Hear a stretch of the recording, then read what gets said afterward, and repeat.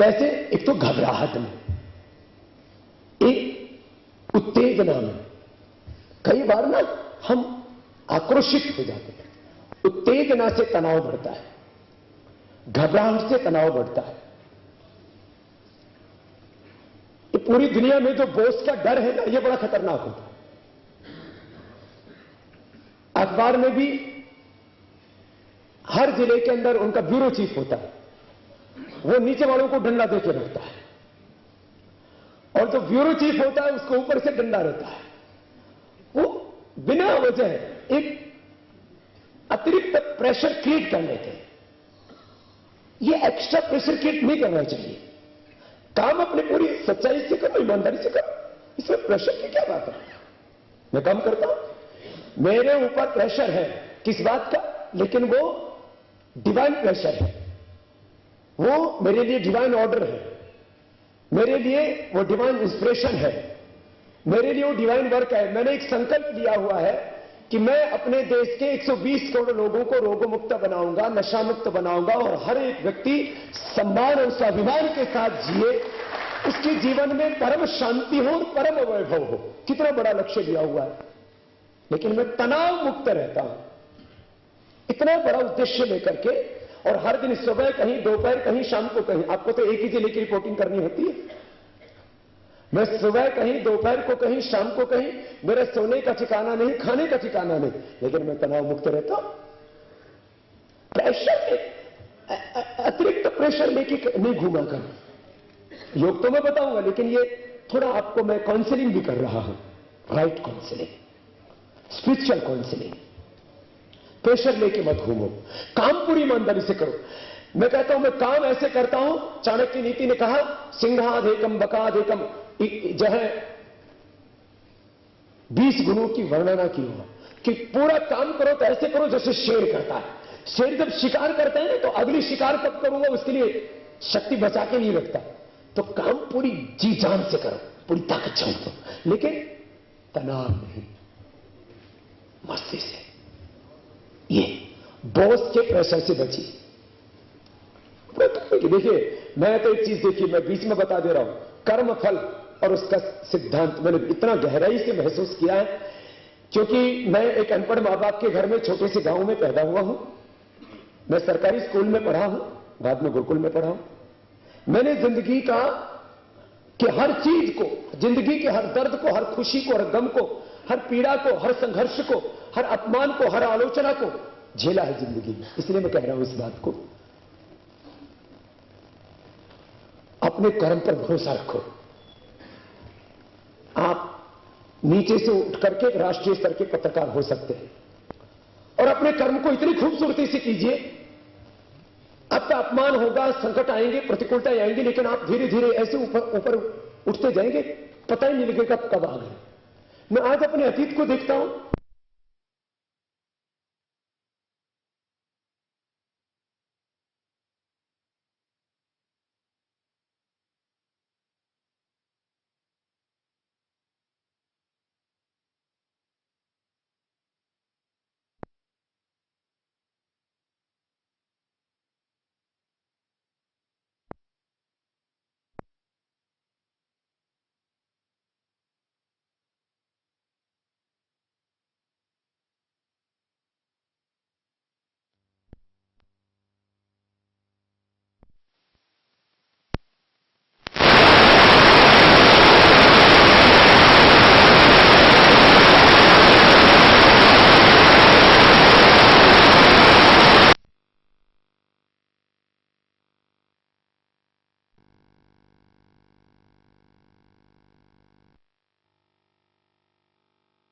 आप स्वीकार्यता की स्थिति में है, आप रिएक्शन की पोजीशन में नहीं है।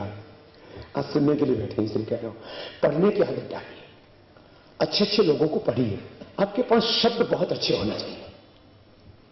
किस बात को कितनी तेज धार देनी है, कितनी करुणा से, कैसे उसको करुणा रस देना है, शौर्य रस देना है, कैसे अपनी बात को प्रेजेंट करना है। यदि आप प्रिंट मीडिया में है तो आपके लेखने में इतनी तेज धार होनी चाहिए। आपने तो अपने एसोसिएशन का जो प्रतीक चिन्ह, जो सिंबल बना रखा वो भी लेखनी है, तो आपकी लेखनी में ऐसी ऐसी ताकत होनी चाहिए कि सत्ताएं हिलने लगे, उतनी तेज धार होनी चाहिए।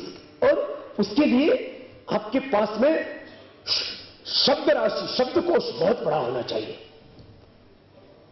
पहले पत्रकार बहुत पढ़ा करते थे, आजकल पत्रकारों ने पढ़ना कम कर दिया है।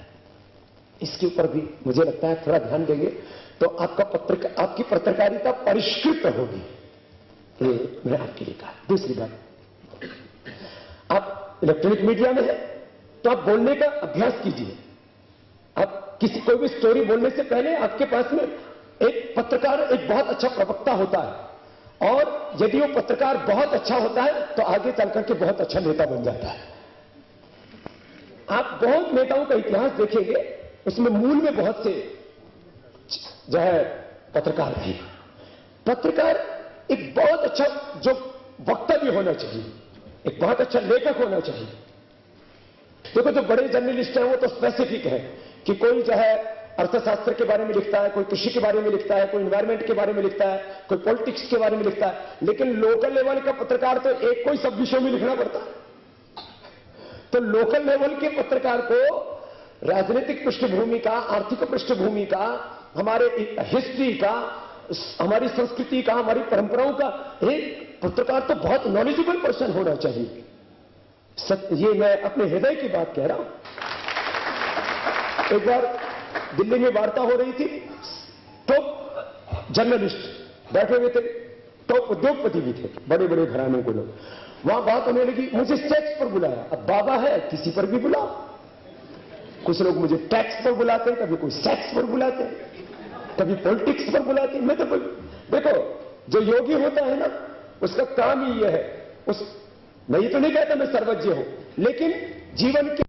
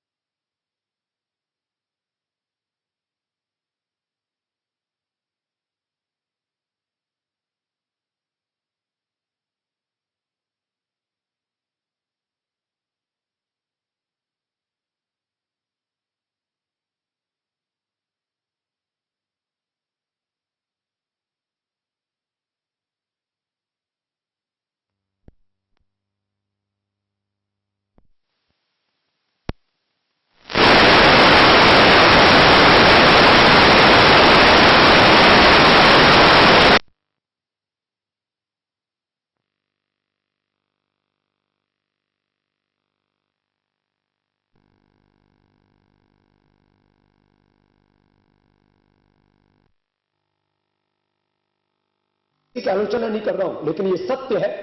कोई अपने बाप को बाप ना माने तो उसका तो कोई कहना ही नहीं है। बिना बनाए कोई चीज बनती नहीं, बिना चलाए कोई चीज चलती नहीं, और जो चीज बनती है वो सदा रहती नहीं। तो किसने ये सब बनाया, कौन इसको चला रहा है, और किसमें जाकर के सब अंत में विलीन होता है, उसी को ब्रह्म तत्व कहते हैं। मैं किसी मूर्ति या प्रतिमा की बात नहीं कर रहा हूं, मैं तो एक शक्ति की उपासना करता हूं। मैं मूर्ति प्रतिमाओं का असम्मान भी नहीं करता, वो श्रद्धा और आस्था का विषय है, इसलिए उसको कभी प्रतिकार नहीं करता। ये मैंने थोड़ा सा योग का आध्यात्मिक पक्ष और योग का शारीरिक पक्ष रखा। हम अपने पूर्वजों के आदर्श को देखें तो हमारी ये कोई शासन व्यवस्था आज तो नहीं है, हमारी तो राज्य व्यवस्था बहुत पुरानी है। उसमें पहले जितने भी राजा होते थे सब योगी होते थे। भगवान राम राजा थे, योगी थे। जनक राजा थे, योगी थे, विदेह जिनको कहा जाता है। भगवान कृष्ण, तमाम जो है हमारी जो परंपरा है वो योगियों की परंपरा है। मुझे कोई चुनाव नहीं लड़ना, मुझे कोई पद नहीं पाना, ना कोई मुख्यमंत्री बनना है, ना कोई प्रधानमंत्री बनना है, ना कोई राष्ट्रपति बनना है। पहली बात कि इस देश के 100 करोड़ से ज्यादा लोग मुझे प्यार करते हैं। आप देखा होगा मेरी 12वीं प्रांत में यात्रा है, आधा हिंदुस्तान में क्रॉस कर चुका हूं। मैं कभी भी प्रोग्राम ऐसा नहीं बनाता कि मेरे कहां फॉलोवर्स हैं मुझे वहां जाना है। पॉलिटिशियन लोग प्रोग्राम बनाते हैं तो जहां पार्टी के लोग होते हैं वहीं जाते हैं। मैं सब जगह एक सीट में ऐसे चल रहा हूं, और हर दिन मेरे सभाओं में 1-1, 2-2 लाख लोग आते हैं पूरे। आप उड़ीसा में भी देख रहे हैं, क्यों आते हैं? क्योंकि लोग सच से प्यार करते हैं। तो मैं ऐसा चाहता हूं कि मेरे देश में एक तरफ ऊंचे आध्यात्मिक मूल्य हो, लोगों के जीवन में परम शांति हो, लोग अंतर्मुखी बने, परम शांति, और दूसरी तरफ परम वैभवशाली भारत हो हमारे। और यही हमारी संस्कृति रही है, परम शांति वैयक्तिक जीवन में, परम वैभव सार्वजनिक जीवन में। अब धर्म, हमारे धर्म ने भी दरिद्रता को कभी भी धार्मिकता और आध्यात्मिकता नहीं माना। वैशेषिक दर्शन में महर्षि कणाद कहते हैं यथोभ्युदय निश्चय सिद्धि सधर्म। धर्म क्या है? अभ्युदय निश्चय माने मुक्ति और भौतिक जगत में समृद्धि। विद्याम च अविद्याम च यस्तद वेदो भयंसा। ये मैं इसलिए बात को कह रहा हूं कि हमारे लोगों में ना एक भ्रम आ गया कि धार्मिक व्यक्ति को, आध्यात्मिक व्यक्ति को, योगी को खाली आध्यात्मिकता की बात करनी चाहिए। देश लूटे, बर्बाद हो, तबाह हो, उसको मुंह नहीं खोलना।